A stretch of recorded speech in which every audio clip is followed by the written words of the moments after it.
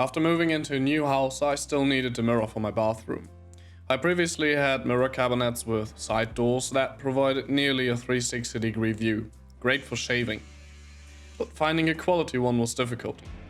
With access to a great workshop and a few ideas, I decided to build my own. Before starting the build, I made sure that I had some rough plans of the whole thing and knew exactly which amount of wood I had to buy. With the plans in place, I checked online which hardware store had wood that matched my plans the closest. Fortunately, I got everything I needed at the one closest to me. They were also able to pre-cut some MDF panels which should act as the backboards and also the floor of the drawer. I also bought some concealed hinges with integrated damping for the doors.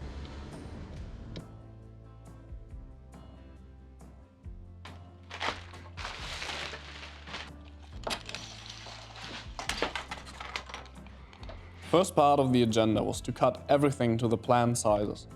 With the bigger planks, this involved cutting them in length, but also in width, because I didn't want the cabinet to stick out of the wall too far to still be able to easily access the sink.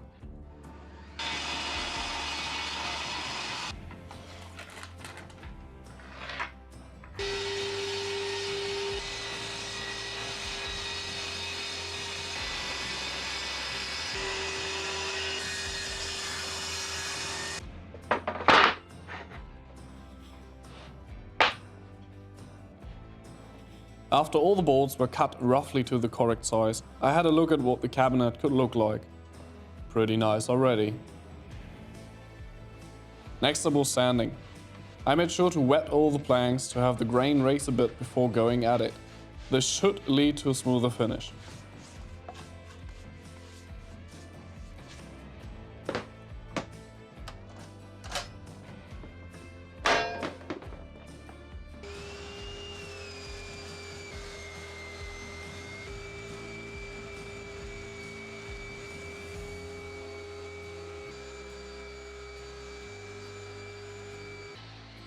The belt sander did a fantastic job.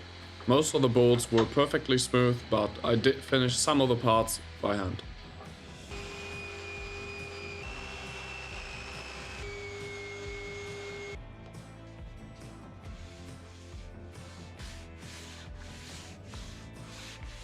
To create slits for the backboards to slide into, I used the table saw, which turned out really nice. The only thing that was a bit tricky were the planks where the slit didn't have to go all the way through. I also made a mistake while cutting the slit for the drawer. That one should not have gone all the way through, but I didn't think about it back then. After all of that was done, I drilled holes for the hinges.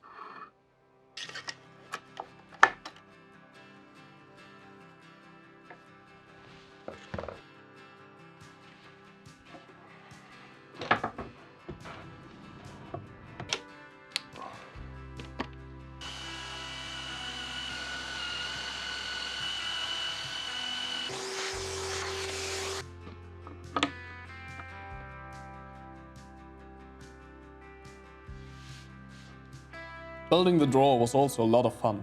I had never done this before, and remember, I'm not a carpenter or anything like that. So I'm actually pretty proud of how it turned out.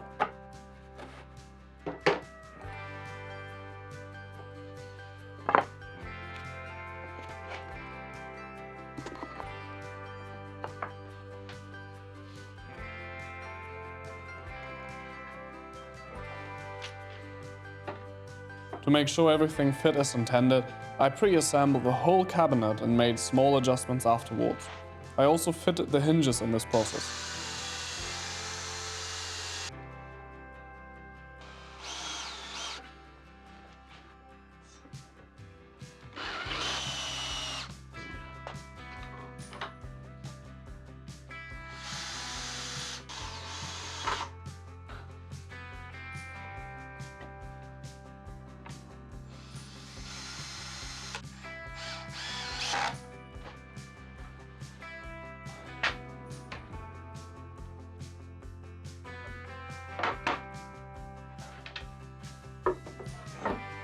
Fitting the doors was a bit scary at first because I've never done it before.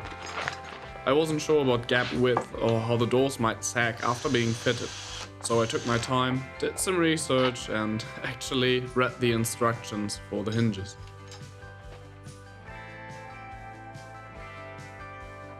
After all, it went well, but they actually sagged a bit more than I thought, and I already hit the adjustment maximum, so I'll probably have to fix that someday.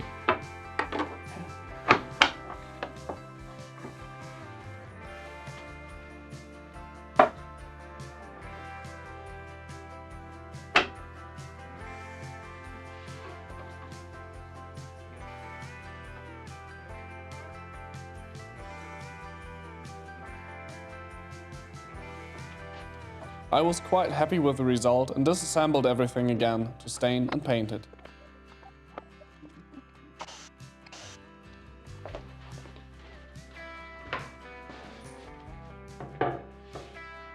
Before starting, I made sure to test the look of the stain with different mixture variations and decided on a 1:6 ratio. In hindsight, I might have gone for one shade darker. I did all of this inside because German wind is super cold and I was hoping this way it would dry a lot faster.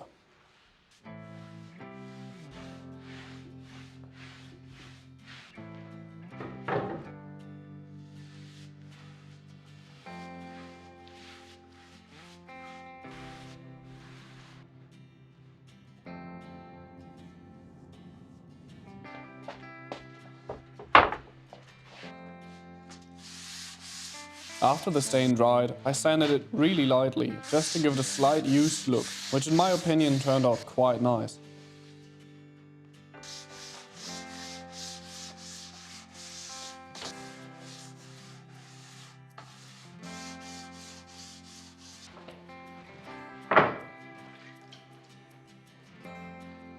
I cleaned everything with a damp towel to get rid of the dust and started to paint it with a transparent matte varnish. You can find links to all the products I've used in the description. Painting everything actually takes a lot of time since every layer has to dry, which doesn't take too long, but I make sure to always sand the whole thing after each layer to generate the smoothest possible surface. I also applied at least 3 layers of paint to all of the planks. This way I hope to seal the wood enough from the moisture in the bathroom, but still keep a little bit of the grainy feel when running your hands over the surface. After all of this was done, I cut the backboards to their final size and sanded over the edges just a little bit to make them run into the slits a bit easier. This way they also kinda lock into the slit because they get slightly bigger.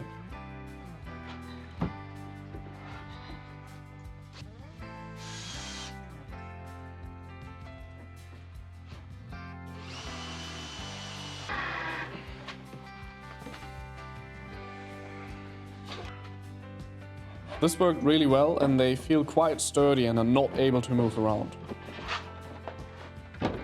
By this time I was getting pretty excited because the whole thing was finally coming together. The assembly went quite well and I made sure everything fit really tight with some tension straps.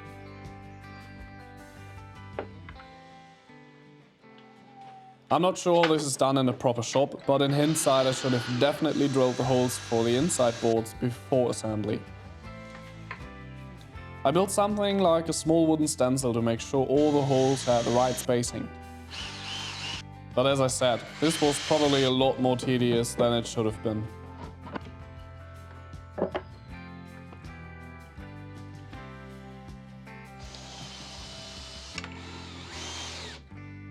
The rest of the assembly went quite well and everything fit together really nicely.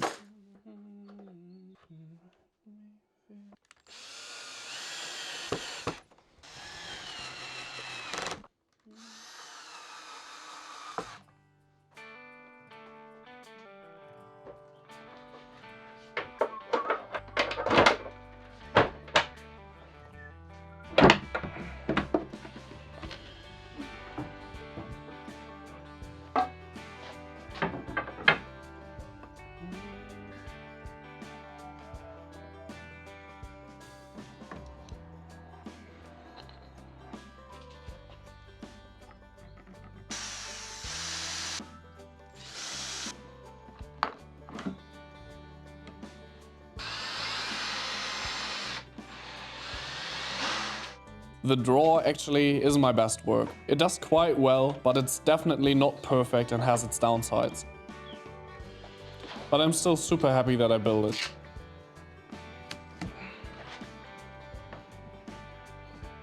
Putting the whole thing on the wall was also not that easy, since the wall is made of marble and I did not want to drill new holes. There already were some that I wanted to use. But this led to me having to fit the mount to the screws in the wall while keeping it perfectly leveled. I just bought a large punched steel plate, which I attached to the back and then made sure to drill holes at the correct spots.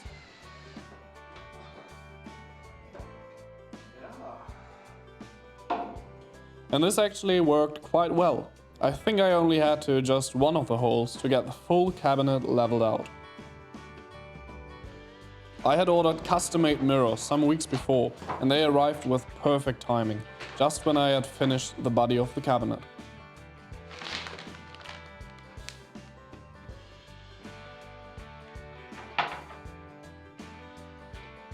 I attached them with a special mirror glue, put some weight on them and let them dry for several days.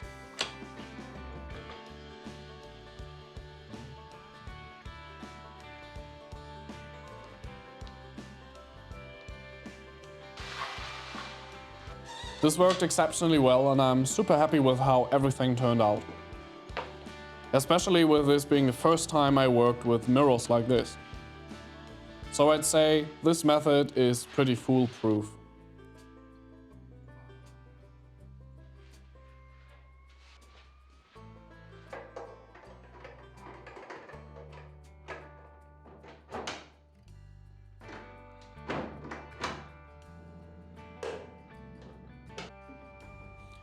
I attached the cabinet doors and some handles. As you can see, the result looks quite stunning. At this point I was already super happy with the whole thing and I didn't really want to take it down again. But there were still a few things missing. First off, the cabinet definitely still needed some light. I went looking for some scraps that were left over from the build. I found a really nice long part that I previously trimmed off of one of the boards.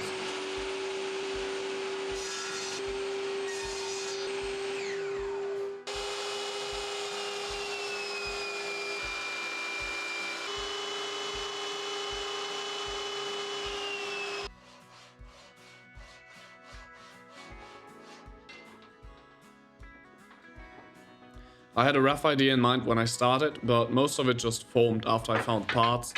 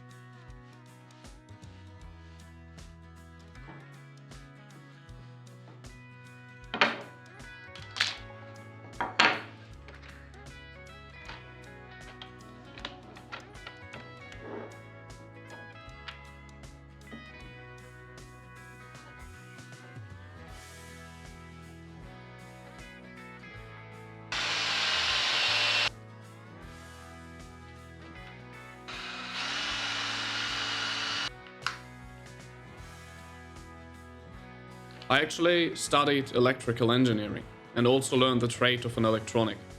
So I do have some experience with electrical work, which obviously helps with these kinds of DIYs. But still, this is quite bootstrapped and I'm sure anyone could do this. After all, electronics are also just a bit more complicated than Lego.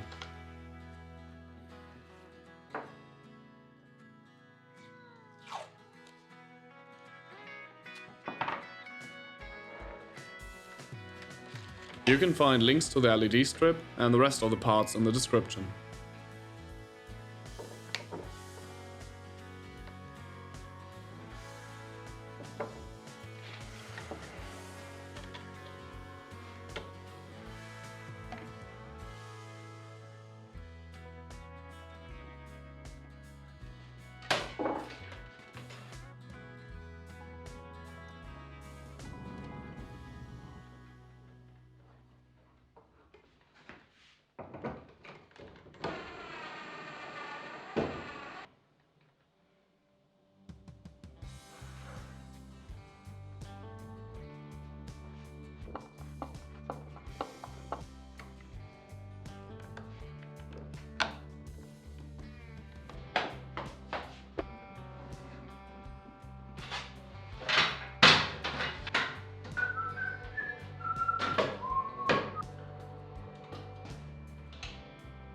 Haha.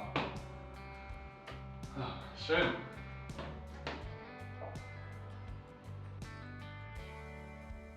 And after all of this, I actually left the project like this for quite some months until I got back to it.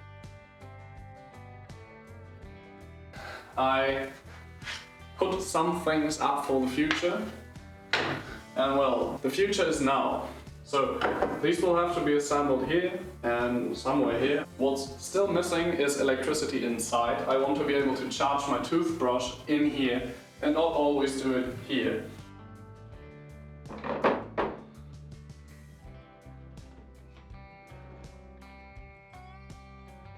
There we go.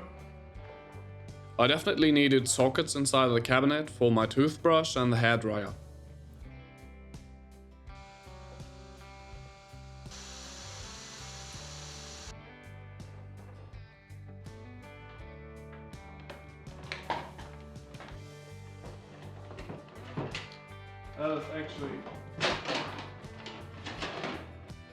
Unfortunately, the sockets didn't really have a good system to mount them, and also the back plate was directly behind it. I ended up just sticking it to the back with double-sided tape, and this actually worked really well and still holds months later. That should be enough.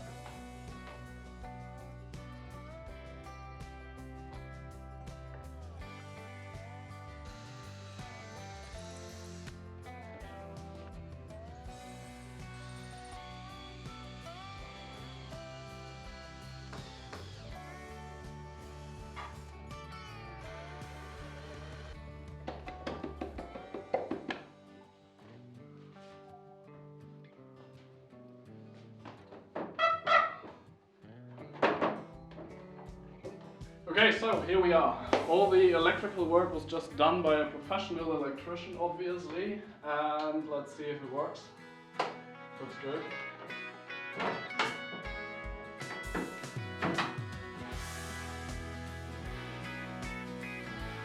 Overall, I'm super happy with the result.